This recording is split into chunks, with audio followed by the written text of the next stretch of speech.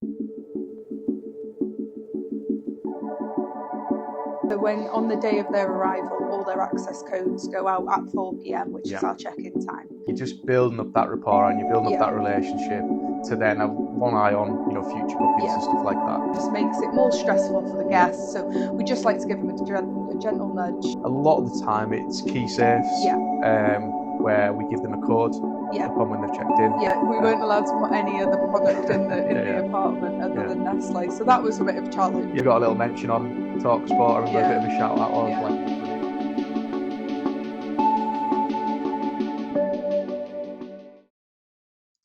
Hi, it's Mike and Sally here from Guests, and today we're going to be talking about customer service and guest handling. And we know the importance of looking after guests, Sally, for not only looking after them when they're during the stay, but to try and encourage those future bookings for landlords as well. Yeah. So let's start from the top, Sally. So when a booking comes in, what's the level of customer service that we're providing at that point? So when they first make their booking, they will automatically get a confirmation email. They'll then get an email to fill out their pre-check-in form. And then usually just before they check in, if they haven't filled out that pre-check-in form, they will get a phone call from us just as a gentle reminder, just because all their information gets sent out once we've received their check-in form back. It gets all released on the day of arrival. So if it gets to the day of arrival, they don't have the pre-check-in filled out, it then just makes it more stressful for the guests. So we just like to give them a gentle nudge just to get that. And that call's again so crucial, and we'll mention it a few times, where you're ringing the guests and checking things are okay. You're just building up that rapport and you're building up that relationship to then have one eye on, future bookings and stuff like that as well. So it's a good point to do it. And in terms of sort of check-ins, like, what do guests need to provide in terms of ID, stuff like that? I'm guessing that's sort of so the pre-check-in form, we have updated our systems this year, and it's made it a lot more simple for the guests to complete. They get the link, that is their guest app, so they fill it all out on there. What we need from them is obviously their name, telephone number and email, so we've got their contact information should we need to contact them. They then have to upload a photo of their government IDs. We have in the past had people upload family portraits. All sorts of which then we can reject, and it will just send them another reminder to say your ID part of the pre-check-in has been rejected, and then they just read our terms and conditions and sign it, and then that's it. Crucial, and it's protection, for the guests, for us as the management company, the landlord behind the whole thing. If something, God forbid, were to go wrong or something happened during their stay, we've got that level of protection as well. Their ID, so we know exactly who they are, where they're from, everything. So absolutely. And then obviously when it comes to check-in, we often get asked from people, do you need to be in all these areas? Do you do meet and greets? A lot of the time it's key safes, where we give them a code upon when they've checked in. So when on the day of their arrival, all their access codes go out at 4 p.m, which is our check-in time. It obviously, if we've allowed an early check-in, we just ensure that they get released earlier than that. All the codes to the key safes and then the buildings to get in. There is another way that we do it, which is called a key nest, and then that is done with a shop local. They have their opening time, so we do have to make the guest aware that it is a key nest pickup. And again, they get a code on check-in time. They Works can go well to the shop, doesn't it? It's not like a newsagents, that type of shop, isn't it, where they do it that way? And they normally go for newsagents because they're open till sort of 11 p.m. at night, so it gives that guest that flexibility. It's not just a standard 9 to 5 shop. 100%. And from us as a management company point of view, it's enabled us over the years to be able to have properties in a number of different areas. Years ago when we first started, we kind of had to have things locally. We didn't have the systems like this in place to be able to do that. And it does really help, because although we have a key nest for the guest set of keys, we do also put a set in as a spare set. Should those keys go missing, or if we need to get a contractor out and the guest forgets to put theirs back, we've always got a spare set of our keys in the key nest. It's another common problem, I'm guessing, that you get a lot of. We've misplaced the keys, or they've went out for a meal and they've lost them, or or sometimes if they're self-locking doors, they'll leave them inside the property, so it just gives them an extra means of, right, you can go and get those keys, you can use them, but make sure they go back. They always do. Yeah. They're always just grateful that they don't have to pay for a locksmith. Yeah. So Yeah, that's it. And then obviously once they've checked in, they've moved into the property, do we do anything at that point to see if everything's okay? Or? Once they've checked in, we do tend to just leave them alone for the first night, unless they're having any issues that they don't know how to work something. They tend to reach out to us. Yeah. But the following day, not too early, obviously. We don't want to ring them at 8 o'clock in the morning, but about sort of between 11 and 12, we do our courtesy calls. Yeah. And we find they work really well, because a lot of people, they don't want to feel like they're complaining or anything like that. So it just gives them a chance that if something isn't working, if a light bulb has gone, that our cleaning team, it was working when they were there, but then it can go when they turn the lights on. It just gives them the chance to let us know that. And it's a good point. And I actually think as well, not doing it too early, like you say, it reminds me of like when you go to a restaurant and you're having food and they're straight on you, the waiters out there, like, how's your food? You've got a mouthful of spaghetti. Like, it's fine. Like, give us a chance to eat. Just let me have half of it or something and come over. Then I'll tell you. So it gives them that chance to settle in. We know how stressful it can be sometimes when you're moving into a property, and then next day they might have thought of something or spotted something that they can and I think that first night, they'll probably be cooking, so they'll know how to use the hob and things like that. Although on our guest app we do send videos of how to use everything in the property. Sometimes it does, people, they might not look at it, but if it is, we do tend to pick up on those quite early as well, and then I think it gives us a chance to have that rectified straight away, rather than them get halfway through their stay and then they tell us, oh, this hasn't been working since we checked in, and you think, oh well, if you'd have told us sooner, then we could have got it sorted. And problems do happen with any sort of bookings, and sometimes actually, it sounds strange this, but having a problem isn't necessarily a bad thing. If you can resolve a problem quickly, someone's more likely to leave a positive review than if nothing happened at all. It's and they were just left to their own devices, and nobody's made contact to check in on them or anything like that. I think that's when you get a negative review. No matter how quickly you sort it, it's because they've waited already 3 days. So, not saying we want problems, but they are going to come up. And then in terms of the sort of the 24-hour service that we provide, I guess that's quite important. And again, that's something we brought in a few years ago. Now, obviously, we haven't got staff. Sally isn't working 24 hours a day. Unfortunately, I don't think I could do that. You would not be happy with that. But we have VAs, virtual assistants. So we have the virtual assistants. They take over at 5 p.m. During the weekdays, and then they cover the full weekend. And they work. Usually they're abroad, because obviously nobody wants to work a night shift over in this country if they don't have to. So it just works out with their daytime hours and our nighttime hours that they're actually awake anyway and working. That's it. Because sometimes the problems that do happen, unfortunately, they are normally outside of the 9 to 5 hours. That's the and then we always have one of our team is always on call. So we do a week each a month. And we're always there to support the VAs. Should they need it. If there's an emergency leak or no electric or something like that, we're there then to sort it, because we can't just expect them to do it all. That's it. And you have these WhatsApp groups, I believe, now as well, which are working quite well. WhatsApp's been used for all kinds of things now. But we use we do have WhatsApp as well for guests, because sometimes people don't like talking on the phone. It is, we are people, and I think I'm very approachable. Some might find that hard to believe, but I'd agree, Sal. But sometimes it's easier for somebody to just send a message, just to reach out first via WhatsApp. So we do have a WhatsApp, and a lot of our guests, they come from abroad, so their English may not be strong enough for a phone conversation. So we find it a lot easier like speaking to them and communicating with those people.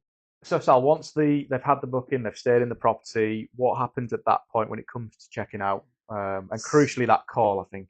So we do we call it a departure call. So it's the day before they check out. This just gives us an opportunity to one, see if they need an extension, and get them to book that extension directly with us, so that all those fees are cut out. We then just make sure that they've received their checkout details, to make sure the property's locked up, make sure the keys are returned to either the key nest or the key safe, and then just to really just generally check how their stay was. On that courtesy call that I mentioned previously, we do try to ask, oh, what's your reason for staying? So if you find out they are a contractor or if they're working in the area, I always try and just get in, oh, where are you off to next? You know, 100%. To see if we cover those areas that we can then put them into 100%. Directly that way. Yeah, I mean, that call is so crucial, that final one of it, of encouraging reviews, because reviews are so important, as we say so many times in these videos, to push your properties up those rankings. But like you say, either getting referrals, sometimes it might not even be them that are staying, but they know the company is, and we can do referral fees and stuff like that. Or like you say, Sal, getting those extensions, just finding out from them. It might be, I mean, we're coming up to obviously sort of Christmas period where these longer term bookings, some will obviously be going back home. So knowing when are you returning back, you know, that type of thing is so critical. It's those kinds of conversations that I tend to try and do on those departure calls, like, oh, are you coming back, or where are you off to after Christmas? Are you being sent anywhere else? Just to try and plant a seed of, oh, don't forget about us. We do cover in that area. And from a landlord's perspective, I'm always nosy. Like, I want to know who is staying in the property or what is the purpose. And I'm sure everybody, your other landlords must be the same. So, you know, it is important we build up that relationship with them. Then on top of all these different things, we have additional services where we, you know, do go above and beyond for guests and, you know, give that sort of premium service. I mean, we have things now like airport transfers we can offer, we can arrange. We haven't got a taxi service, we arrange it. We do things like, I've seen us do weekly shops. If it's a longer term booking, sometimes we've got a weekly shop in, so the fridge is full. And a lot of the time with relocation agents, if they've got an employee, say, for a company that's moving to an area, but they're just using service accommodation to find their feet and find something a bit more permanent, they want to make it a little bit more homely for them when they arrive. So then they'll just send through like a basic shopping list.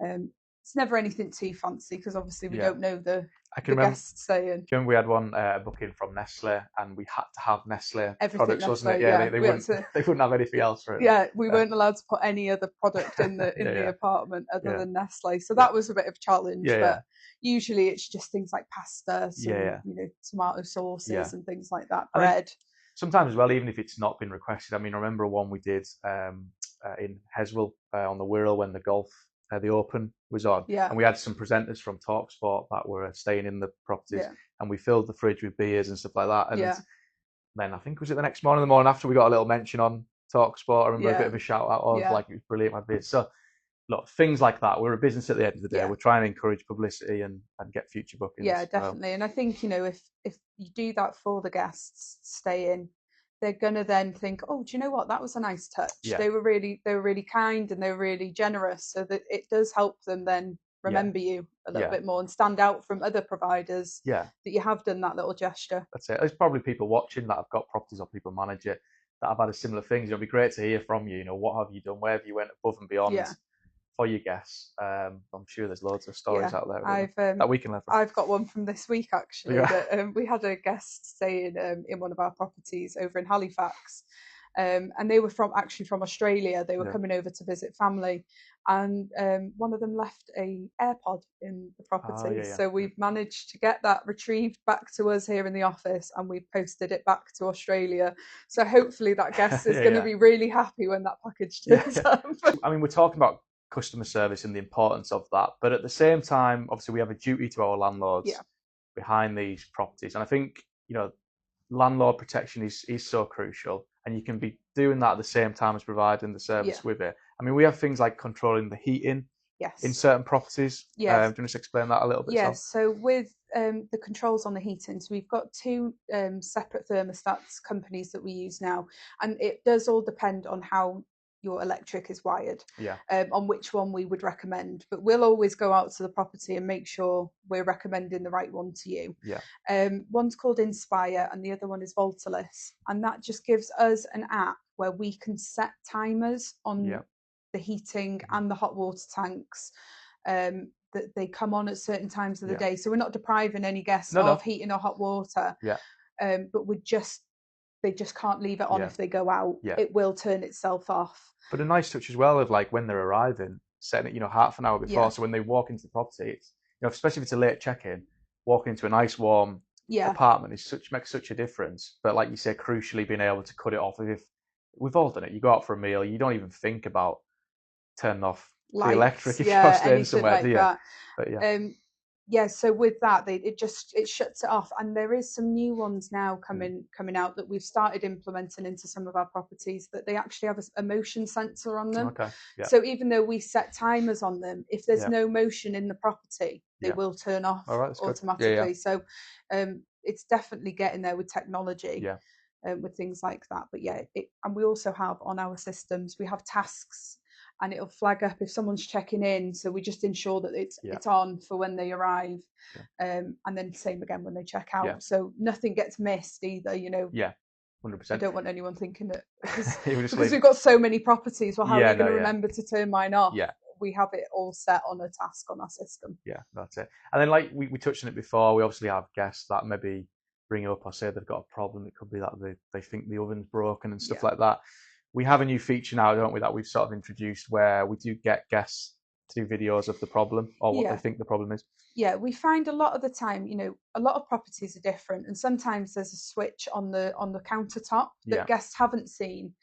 So they're trying to turn the oven on and they're thinking, oh, the oven's not working. So just by getting that video, it does just eliminate any user error. We're not saying that the oven isn't broken, or it is definitely working, but it just gives us that to have a look, and then if then we think, oh no, that's not working, we can send that on to the contractor. It's a polite way of saying it could be you. Yeah.